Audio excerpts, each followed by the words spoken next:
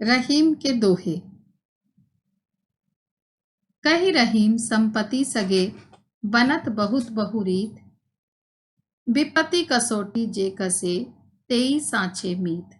अर्थात रहीमदास जी कहते हैं कि जिस मनुष्य के पास संपत्ति होती है तो उसके बहुत सारे सगे संबंधी बनते हैं, उसके बहुत सारे लोग अपने होते हैं, उसके बहुत सारे लोग मित्र बन जाते हैं।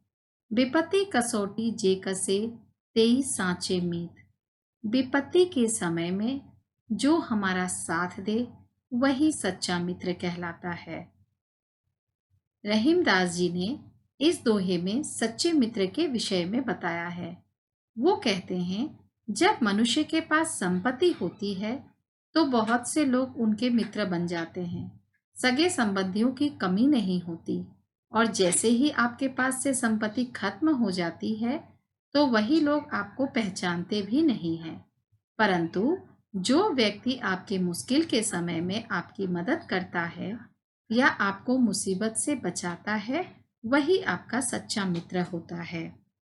जाल परे जल जात बही, तजी मीनन को मोह। इस दोहे में मछली के जल के प्रति घनिष्ठ प्रेम को बताया गया है। वो कहते हैं मछली पकड़ने के लिए जब जाल पानी में डाला जाता है तो जाल पानी से बाहर खींचते ही जल उसी समय जाल से निकल जाता है, परंतु मछली जल को छोड़ नहीं सकती।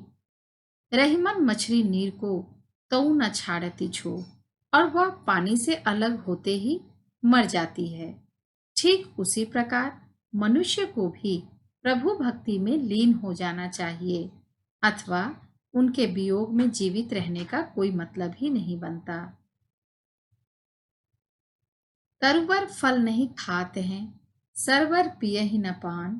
कही रहीम पर काज हित, संपत्ति सची है सुजान। पेड़ अपना फल स्वयं नहीं खाते, सरोवर अपना पानी स्वयं नहीं पीते।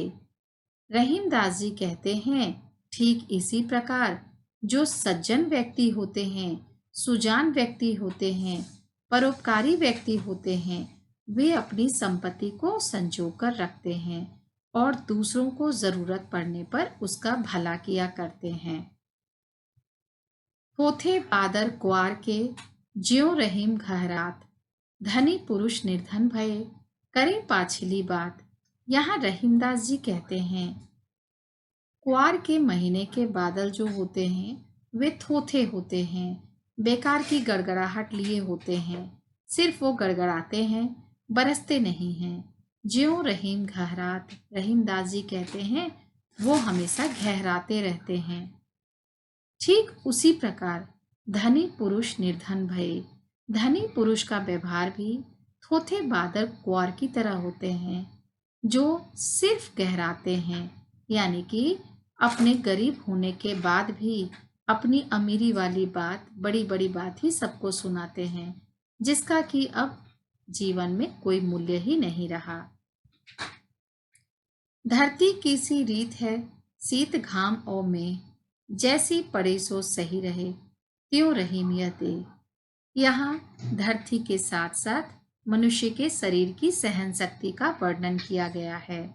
वो कहते हैं इस शरीर में और धरती में सहने की शक्ति समान है। जिस प्रकार धरती का रीत है वो शीत को, गर्मी को और बादल को एक साथ झेलती है, उसे कोई दुख या तकलीफ नहीं होता, समान भाव से झेलती है। ठीक उसी प्रकार मनुष्य को भी अपने जीवन में आने वाले हर एक सुख दुख को समान भाव से सहने की शक्ति रखनी चाहिए।